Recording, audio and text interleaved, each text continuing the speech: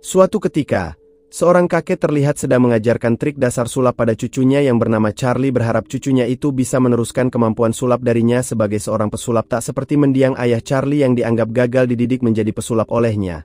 Namun, karena tak kunjung bisa, sang kakek pun terlihat kesal pada Charlie. Terlebih saat Charlie melakukan hal konyol yang membuatnya menjadi marah. Abracadabra.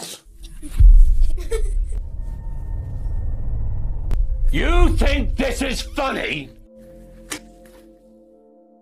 Beralih pada satu momen di malam hari ketika Charlie beserta ayah dan ibunya yang sedang dalam perjalanan pulang, di mana saat itu, Charlie ingin menunjukkan trik sulap yang diajarkan kakeknya pada sang ayah. Namun sang ayah tak merespon keinginan Charlie karena dia pun muak dengan trik sulap yang pernah diajarkan ayahnya padanya, sehingga saat itu, Charlie diminta untuk tak lagi mempelajari sulap. Di mana sikap keras sang ayah pada Charlie pun membuat ibu Charlie kesal pada suaminya dan memintanya untuk membiarkan Charlie menunjukkan trik sulap itu untuk menghargai perasaan Charlie. Namun inilah yang terjadi. Come on, Charlie.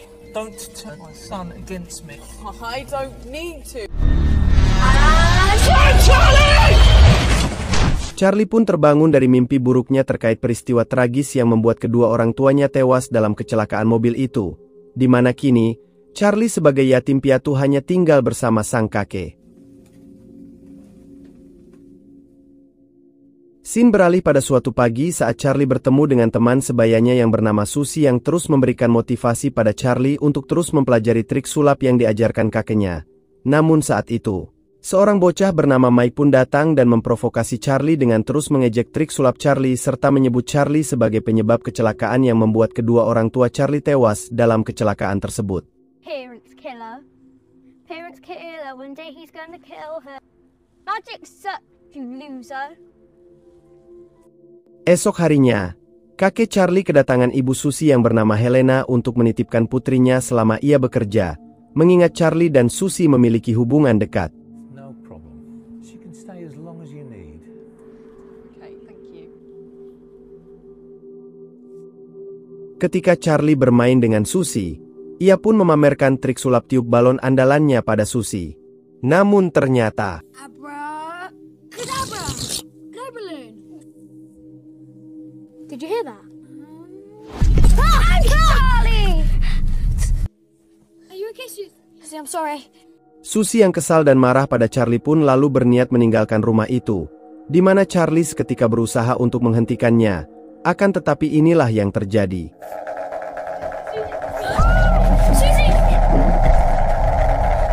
Saat itulah datang sang kakek yang marah dan kesal pada cucunya. Terlebih Susie pun tak sadarkan diri setelah jatuh dari tangga, di mana Charlie pun lalu memilih pergi dari sana. Beberapa saat meninggalkan rumah, Charlie yang berlari pun tak sadar jika Mike sengaja menjegal langkahnya yang membuat Charlie terjatuh. Di mana Mike rupanya cemburu melihat kedekatan Susie dan Charlie pun langsung berusaha memukul wajah Charlie. Namun inilah yang terjadi. Setelah sekian lama Charlie selalu dibully dan diejek sebagai penyebab kematian kedua orang tua Charlie, kini Charlie pun bisa membalaskan perlakuan Mike dengan memukul Mike hingga tersungkur. Namun saat itulah, Charlie segera pergi untuk menuju hutan yang berada tak jauh dari rumahnya. Namun tepat saat ia mulai memasuki hutan, tiba-tiba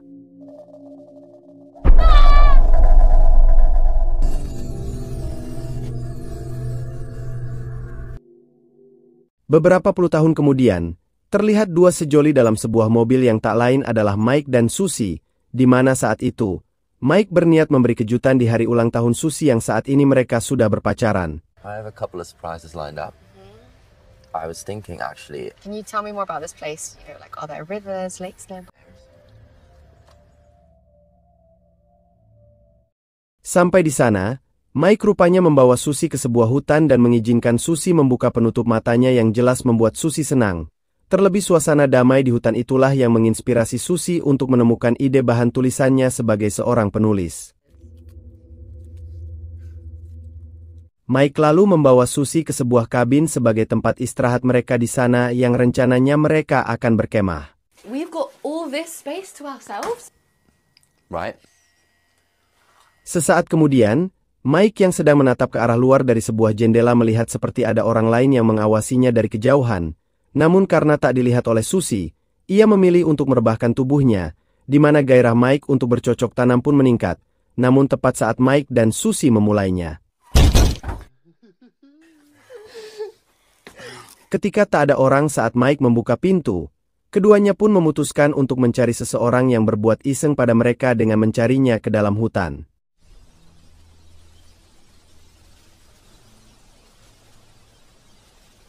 Sesaat Susie tak sengaja menemukan sebuah buku yang tergeletak di tanah, namun tak lama, mereka yang kembali berjalan di sana bertemu dengan dua pemuda bernama Blake dan Jack yang juga berniat untuk berkemah di hutan tersebut, di mana dari perbincangan itu, Blake mengajak Susie dan Mike untuk ikut bergabung dalam agenda kemah mereka esok pagi dan setelah bertukar IG, Susie dan Mike pun sepakat untuk bergabung dengan Blake dan Jack esok pagi. Okay, so we'll see you guys later. Yeah, perfect. Yeah. Okay, bye. See you then. Oh, they seem so nice. Yeah. Sepulang dari sana ketika Mike dan Susie mandi bareng, mereka sempat berkali-kali mendengar suara aneh di kabin tersebut. Namun ketika mereka memeriksanya, tak ada satupun orang lain di sana yang mereka lihat. Dan bahkan hingga malam, Susie pun bermimpi hal buruk terkait masa lalunya yang membuatnya kesulitan untuk tidur.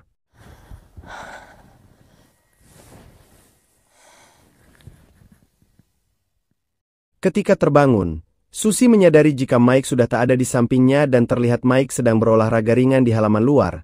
Sedangkan Susie memilih untuk membaca buku yang kemarin ia temukan di hutan yang diketahui bernama Ravenmoor itu. Hidden among the trees at the edge of the field, a figure watched. Di buku itulah tertulis sebuah cerita terkait sosok misterius yang kerap mengintai para pengunjung hutan yang datang untuk berkemah, di mana mereka selalu merasa ada yang mengawasi mereka dari balik pepohonan.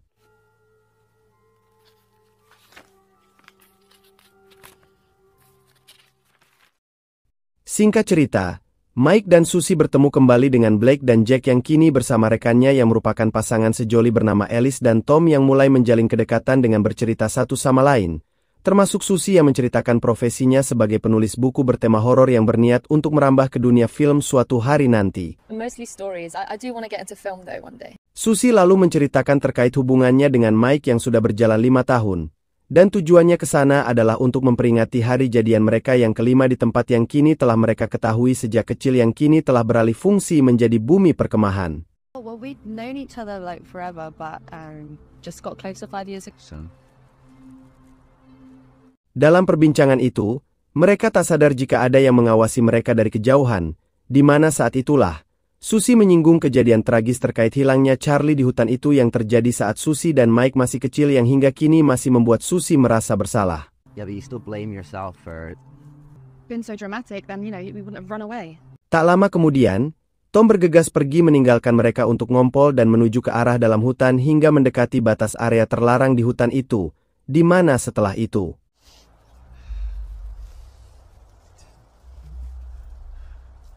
Hello? Anyone there? Jesus fucking Christ! Berpikir jika itu badut biasa, Tom mendorong si badut hingga terjatuh dan berlalu pergi dengan perasaan kesal. Dan ketika badut itu kembali mengganggunya, Tom kembali mendorong si badut untuk kedua kali, hingga akhirnya. Teriakan Tom itu pun sempat didengar oleh Susie dan yang lainnya, di mana mereka yang belum menyadari bahaya yang terjadi pada Tom memilih untuk mengabaikannya, dan bersamaan dengan itu, si badut terus menyerang Tom secara agresif.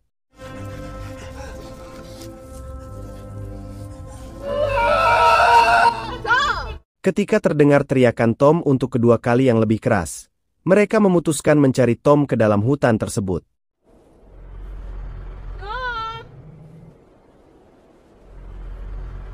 Sesaat kemudian, mereka yang berada tepat di tempat Tom terakhir kali terlihat itu pun menemukan ceceran cairan merah di tanah, hingga muncullah asumsi jika ada sesuatu yang tak beres telah terjadi pada Tom, di mana saat mereka berusaha menghubungi nomor HP Tom, mereka harus terkendala dengan sinyal HP yang tak berfungsi. Hingga saat itulah, Susie membawa Alice untuk ke kabin untuk menghubungi Tom berharap sinyal HP bisa berfungsi, sedangkan Mike dan yang lain kembali mencoba mencari Tom di sudut lain hutan itu.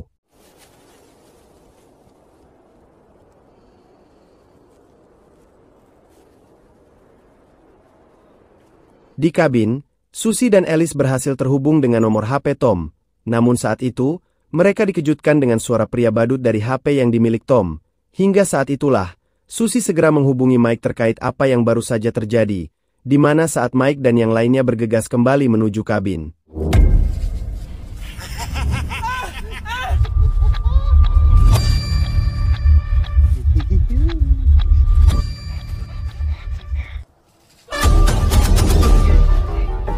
Jack nyaris saja tertangkap oleh badut psikopat penunggu hutan tersebut, dan beruntungnya bisa melepaskan diri dan pergi dari sana menuju kabin.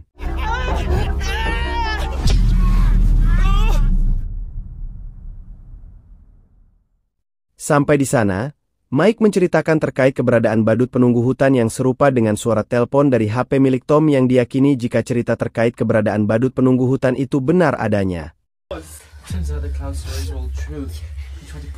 Kepanikan pun terjadi saat mereka dihadapkan situasi dengan tak adanya sinyal di HP mereka yang membuat mereka kesulitan untuk menghubungi polisi. Terlebih tak mungkin mereka pergi begitu saja meninggalkan Tom yang masih tak jelas keberadaannya, di mana saat itu, Alice berlari keluar kabin saat mendengar suara Tom yang memanggil namanya. Dan tepat saat ia melihat keberadaan Tom, tiba-tiba Alice pun hanya mampu berteriak histeris melihat Tom yang tewas mengenaskan dengan dipenuhi bercak cairan merah, di mana saat itulah, mereka sepakat untuk segera pergi dari sana, namun tak lama kemudian. Tepat saat Jack dan Blake sampai di mobilnya, Susie dan yang lainnya yang masih berada di sana pun dikejutkan dengan si badut yang berada tepat di hadapan mereka, di mana Alice yang marah karena pacarnya tewas terbunuh pun meluapkan amarahnya pada si badut, namun ternyata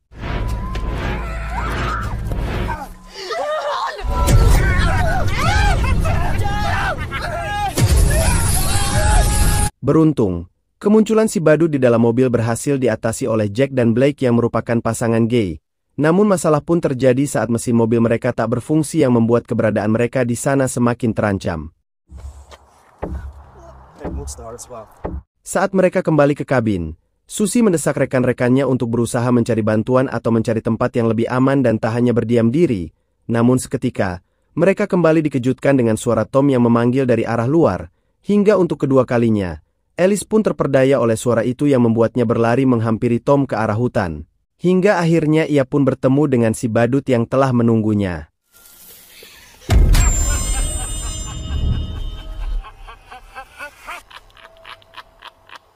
Di sisi lain, Mike, Susie, dan Jack menyusul ke hutan dan berusaha mencari keberadaan Alice di sekitar sana, dan tanpa mereka sadari, ketiganya masuk perangkap si badut penghuni hutan tersebut.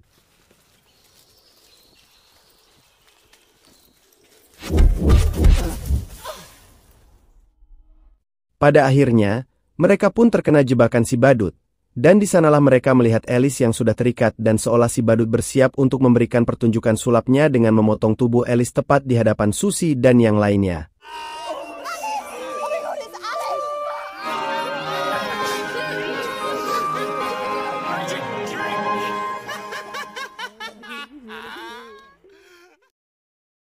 Singkat cerita, Blake yang tertinggal di kabin dikejutkan dengan kedatangan rekan-rekannya, terlebih saat Jack menceritakan kematian tragis Alice yang dipotong menjadi dua bagian oleh si badut psikopat itu.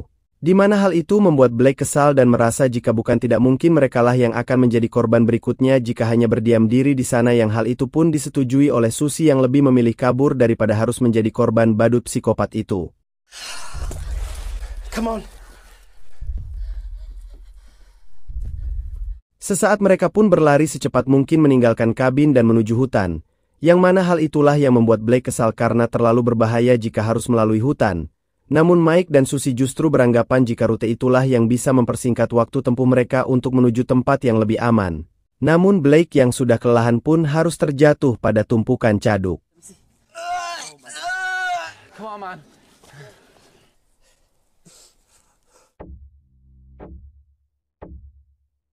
Setelah melanjutkan perjalanan, di sanalah Mike dan Susie baru menyadari jika mereka lupa rute keluar dari hutan itu, mengingat mereka sudah tak pernah ke hutan itu lebih dari 20 tahun lamanya, sehingga hal itu kembali memicu rasa kesal Blake pada mereka yang tak memilih rute melalui jalan raya, dan di tengah perdebatan itu, tiba-tiba Switch off your brain! It's clearly got a glitch! Hey guys, shush! Blake dan Susie akhirnya berhasil ditangkap oleh si badut, di mana Blake pun diikat di sebuah pohon besar, sedangkan Susie yang tak sadarkan diri dibawa ke persembunyian si badut dan berdampingan dengan jasad Alice, di mana ketika tersadar, Susie yang berniat kabur kembali dibuat tak sadarkan diri oleh si badut psikopat tersebut. Bersamaan dengan itu, sempat terjadi perdebatan antara Jack dan Mike yang saling menyalahkan, hingga akhirnya mereka memutuskan untuk mencari keberadaan Blake dan Susie yang menghilang, dan ketika mereka berhasil menemukan Blake, keduanya bergegas melepaskan ikatan Blake, namun inilah yang terjadi.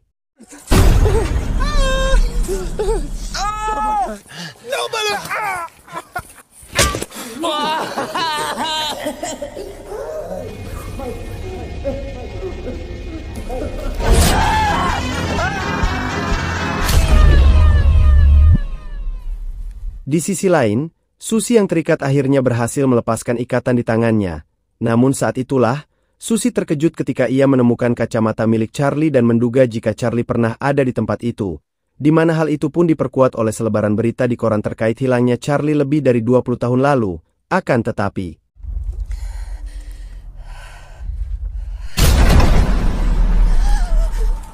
saat itulah Susie meminta si badut untuk tak mendekatinya serta bertanya terkait keberadaan Charlie. Dan di sanalah akhirnya Susie menyadari jika si badut itu adalah Charlie saat si badut menunjukkan trik sulap balon yang pernah ditunjukkan Charlie padanya saat mereka masih kecil. Namun, Charlie masih tak percaya jika itu adalah Susie dan menganggap jika Susie telah tewas saat jatuh dari tangga.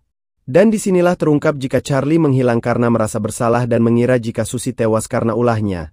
Terlebih Charlie merasa tak ada satupun orang yang menyukai kehadirannya dan trik sulap yang ia pelajari dari sang kakek. Namun Susie terus berusaha menenangkan Charlie dengan memeluknya, di mana setelah itu Mike berhasil membuat Charlie terkapar. Namun di sanalah Sissy menjelaskan jika itu adalah Charlie yang telah hilang 20 tahun lalu. Namun, apapun alasan Susie, Mike yang marah karena kematian Tom dan yang lainnya pun berusaha meluapkannya pada Charlie. Namun ketika ia ingin menghabisi Charlie, Susie menghentikan Mike dan meminta untuk secepatnya pergi dari sana.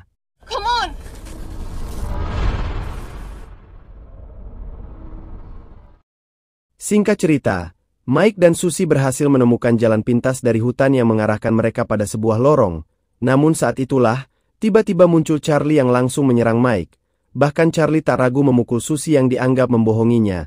Namun tepat saat Charlie ingin menghabisi Susie, beruntung, kedatangan Blake mampu menyelamatkan Susie dari kematian. Di mana saat itulah, dengan berat hati Susie pun harus pergi tanpa Mike kekasihnya.